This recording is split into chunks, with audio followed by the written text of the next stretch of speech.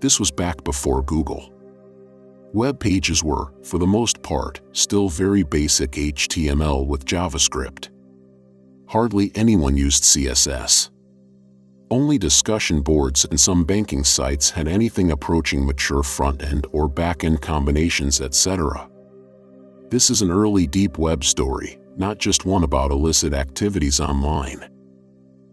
I was browsing random blogs, GeoCities sites, and the like, just going from link to link. Eventually, I came upon an odd page. It appeared to be random thoughts from different people, but for the time, it was very well designed. The messages seemed to be cryptic in nature, like several people trying to pass secret notes. I started through the source, and hidden in the comments of JavaScript were various IP addresses. I gathered all of the IPs in a text file and began enumerating. Some were routers with banner messages I could telnet to almost all at universities. Warning: this is a secure system at University of blah blah blah. You get it. The default Cisco credentials from back in the day worked on most of them, but I didn't poke around. A few of the IPs were web servers with little to nothing on them, mostly Apache on Linux or some BSD, and at least one IIS server I can recall.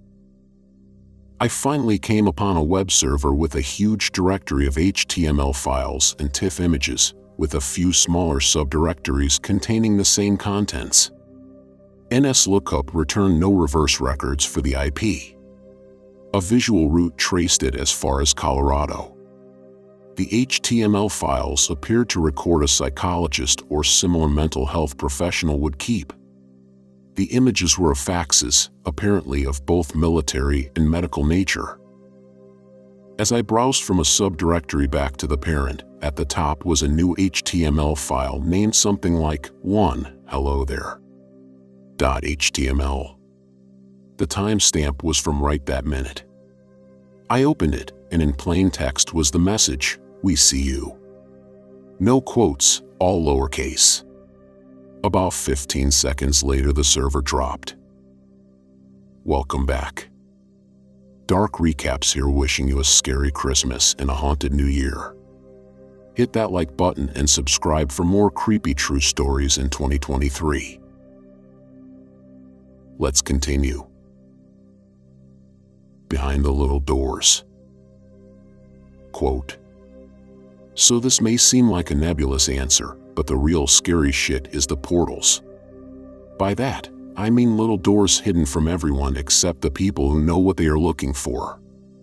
Seemingly innocuous sites that have clues hidden in the page source, or seemingly innocent image galleries containing images that have audio clues or other things embedded in the code that has to be extracted through specific means. When I was in college, the guy who got me into computers used to show me the ones he had cracked. One of them led to a PDF file that was a copy of the original Anarchist's Cookbook, before it was heavily edited and stripped down. It had shit in there including detailed chemical breakdowns of military-grade explosives, way deeper than just your typical "this is how you build a weapon" stuff. There were other, more sinister portals too. There was one that just led to a chat room he showed me that was some kind of ultra-occult LAR ping shit, except they would share ASC image scans of super fucked up shit, like snuff-level violence, that you could really only see if you copy-pasted the code into a word editor and scaled it a certain way. Lots of bizarre hacker wizardry, and some of it is creepy as fuck. End quote. The wrong address. Quote, "I first learned about the deep web back in grade 10 when this really strange kid in my grade was going on about it. We sat together in English and had a new teacher that wasn't quite good and didn't really know how to control the class, so for the last 20 minutes or so she would just let us do whatever. Everyone around this kid's desk, let's call him Eli, would crowd around his computer and watch him monkey around on Silk Road and weird other sites he found. Eventually, Eli decided to order substances from some sites.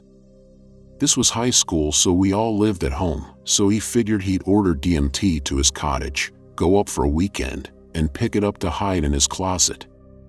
So, he typed in his address to some guy, worked out the details, and waited. Went up to his cottage the next weekend, and we all waited for his return for the stories. Eli got back, and we all ran up to him to ask if it worked. He said it didn't, and he was really pissed since he had already paid the guy. He complained to whoever was selling him the substances, and the guy was really understanding and said he sent an even bigger package to his cottage. Eli went up the next weekend. Still nothing. The guy was very apologetic and said he'd send one more. Still nothing. Eli gave up and figured it was just a guy trying to make a quick buck. He gave up on the deep web, and that was that. Months later, he goes up to his cottage with his family and has a big dinner party with the whole complex of cottages. He's schmoozing around and overhears these elderly people talking about going to the cops. He asks why, and they tell him. They've been consistently getting shipments of drugs every week. Eli had typed in the wrong address, and the guy he was talking to had been sending more and more to the wrong people each week because he felt so bad. He was so sketched out that he quit everything and now is doing quite well for himself. Proud of him. End quote. Dead bodies. Quote. When I was younger, I would frequently visit steakandcheese.com and rotten.com. I would just go through and see the darker side of the world. Yes, everything on those sites was fucked up, but the worst was an album on rotten.com titled Dead Blonde. The first picture showed a naked corpse on a table as if she were about to be embalmed. Her skin was green and her hair was yellow. Bright colors for a dead lady. Anyway, I went to the next picture, and it was taken at an angle where it looked like she was looking at the camera. It was so fucking scary to see these dead eyes staring into my soul. I couldn't sleep for a few days after that. End quote. The Webcam. Quote. I've been using Tor for a few years. I've had it for a few years anyway. I usually use it only when I can't find certain ebooks on the normal people's internet. So this one time I was fucking around, and in the directory listing for useful dark websites, I found an online service site that claimed to deal in killers, weapons, stolen things, and stuff. Needless to say, I was fascinated with it. I've seen regular e-commerce websites, and I wondered how similar one that exists mostly for illegal activities would look, amongst other things. So as it loaded, I got a pop-up from Tor saying it had prevented the website from using this function. Suddenly, my webcam light lit up. It was the shittiest jump scare ever. Here I am trying to look at a website that is probably operated by some criminal organization, and, for all I know, they have my face stored away somewhere for reference in the compilation of future kill lists. I command queued the shit out of Tor and kept doing it after it had closed too. This would be in 2014, and I just avoided Tor for the next 2 years or so, until I needed to download Foundation's Edge, I think, which I could not find anywhere else. Since that incident, I have never again ventured away from a few websites such as the Imperial Library of Trantor and Project Gutenberg. In hindsight, it could have been and probably was something else because Google Chrome and Skype were both open as well. But you always get that ring whenever someone Skypes you, and I'm mostly certain my computer was not on mute because I always listen to iTunes while fucking around on the internet, or doing anything that doesn't have any audio itself. So I continue to steer clear. End quote. Just know. Quote.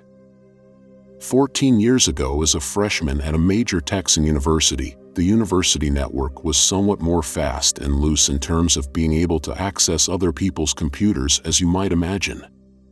Anyway, at one point I viewed a video of a man with some kind of condition being torn apart by wild donkeys while Middle Eastern-looking men stared without doing anything. I saw it only briefly and left the room. Beyond creepy. Fast forward 4 years, I've flunked out of college and enlisted in the Navy.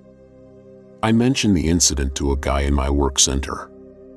I also stated that I was hammered at the time and now wonder if I had a bad dream or some shit.